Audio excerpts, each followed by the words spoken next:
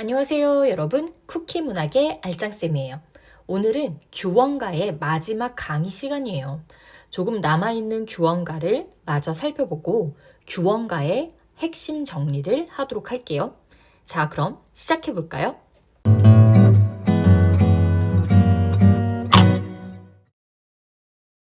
난간의 비겨셔서 님 가신데 바라보니.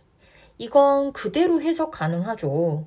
난간에 기대어 서서 임 가신 데를 바라보니 초로난 맺혀 있고, 초로 한자 잠깐 볼까요? 풀초에 이슬로예요. 그러니까 풀이슬이겠죠. 풀이슬은 맺혀 있고, 모은이 디나갈제. 여기 있는 이 모은은 저녁 구름이에요. 그러니까 저녁 구름이 지나갈 때. 여러분 생각해 볼까? 지금 화자는요, 임이 없어서 임을 그리워하고 있는 상태죠. 근데 시간적 배경을 보니까 저녁쯤 되었어. 그러니까 모운이라고 했으니까. 자, 그런데 거기에 이슬이 내렸어요. 이슬이 내려서 풀에 맺혀 있어. 이걸 보고 있는 화자의 마음은 어떨까요? 쓸쓸하고 외롭고 임이 더 그립고 하지 않겠어요?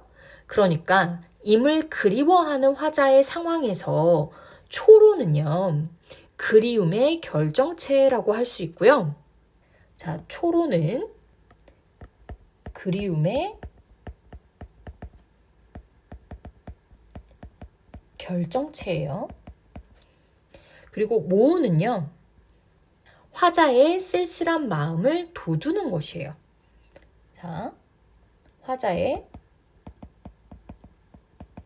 쓸쓸한 마음이에요. 그러면 우리 지난 시간에도 이 개념 공부했었는데 대상물을 동원하여 화자의 심정을 강조해 주거나 부각하여 효과적으로 전달해 주는 것. 뭘까? 맞아요. 객관적 상관물이라고 했어요. 그쵸? 그러면 초로와 모우는 객관적 상관물이다 라고 정리를 하면 되겠네요. 그 다음 볼까? 중림 푸른 곳에 새소리 더욱 설다. 중림, 대나무 숲이죠. 대나무 숲 푸른 곳에 새소리가 더욱 설다. 설다는 서럽다라는 거야. 자, 그러면 여기서도 우리가 생각해 봐야 할 게 있어요. 자, 새가요, 지금 서러워서 울고 있나? 아니지. 새는 그냥 지저귀는 건데 지금 화자 자신이 서러운 감정을 가지고 있어서 새의 소리가 서럽게 들리는 거예요. 그러면 이때 화자의 감정을 무엇에 이입을 했어? 맞아. 새에 이입을 했죠.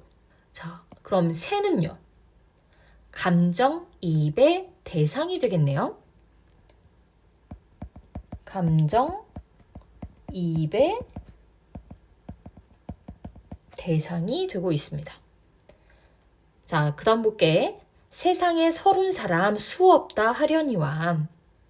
세상에 서러운 사람이 수없이 많다고 하겠지만 박명한 홍안이야. 자, 박명하다라는 것은 운명이 기구하다라는 거야. 홍안은 젊은 여인을 뜻해요. 그러니까 운명이 기구한 젊은 여자야. 날 같아니 또 있을까? 자, 나와 같은 이가 또 있을까? 아마도 이 님의 지위로, 아마도 임의 탓으로 살똥말똥하여라. 살 듯 말 듯 하는구나. 자, 그러면 이걸 전체적으로 한번 보면 우리가 박명한 홍안부터요, 살똥말똥하여라. 여기까지 한꺼번에 볼게요. 자, 그러면 이 부분은요, 화자의 태도가 정말 잘 나타나 있는 부분인데요. 화자는 일단 자신의 운명을 기구하다라고 표현했어요. 왜냐하면 박명하다라고 얘기를 했으니까. 그렇죠. 그래서 이 부분을 통해서는요, 운명론적인 태도가 보여요. 그러면 정리를 할게요. 자, 이 부분 방명하다라는 것을 보고 화자는 운명론적인 태도를 보이는구나. 자, 그런데요. 자신의 운명만 탓하는 게 아니에요. 끝에 보면 임을 원망하는 태도도 보여요. 어느 부분이냐면 마지막 부분. 이 임의 지위로. 그러니까 님 때문에 살듯 말듯 하는구나. 지금 누구 때문에? 임 때문에요. 자, 그러면 이 부분은 임을 원망하는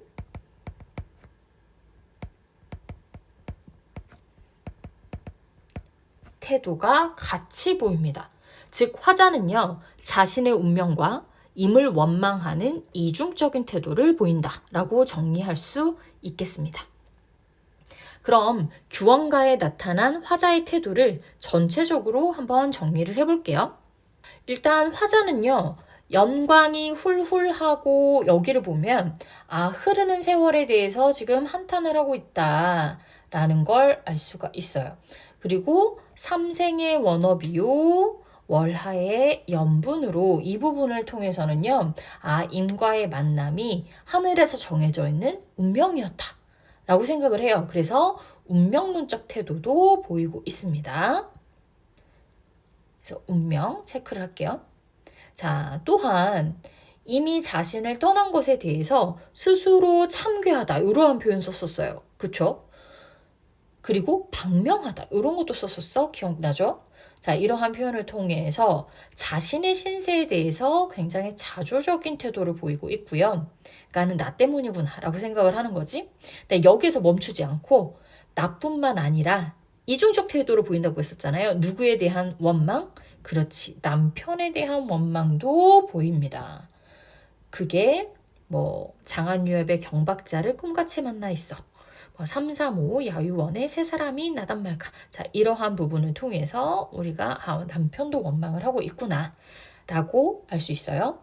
그리고 남편을 기다리면서 혼자서 세월을 보내기 어려워하는 것에 대한 한탄의 태도도 보이고 있어요. 자, 그럼 마지막으로 규원가의 핵심 정리를 해볼게요. 규원가는 규방가사이자 내방가사였죠. 자, 현존하는 내방가사 중에서 가장 오래된 작품이고요. 그리고 그동안에는 가사가 사대부들의 전유물이었었거든요. 그런데 이러한 남성 중심의 작가층이 여성으로 확대되게 하는 의의를 가지고 있었습니다. 성격은요, 체념적이고 절망적, 원망적이었고요. 주제는 봉건제도 하에서 부녀자들의 원정, 그러니까 원망하는, 사랑하는 그러한 감정, 우리가 원망과 정을 다루고 있는 작품이었어요. 자, 지금까지 규원가를 살펴봤는데요. 어때요? 가사 작품은 정리하는데 시간 투자를 꽤 많이 해야 돼요. 하지만 그만큼 중요도가 높다는 거 기억하셨으면 좋겠어요. 다음 시간에는 조선 전기 가사의 정말 꼭 알아야 하는 대표 필수 작품이라고 할 수 있는 관동별곡을 살펴보도록 할게요. 자, 오늘도 공부하느라 정말 고생 많았고요. 우리는 다음 시간에 다시 만나요. 안녕!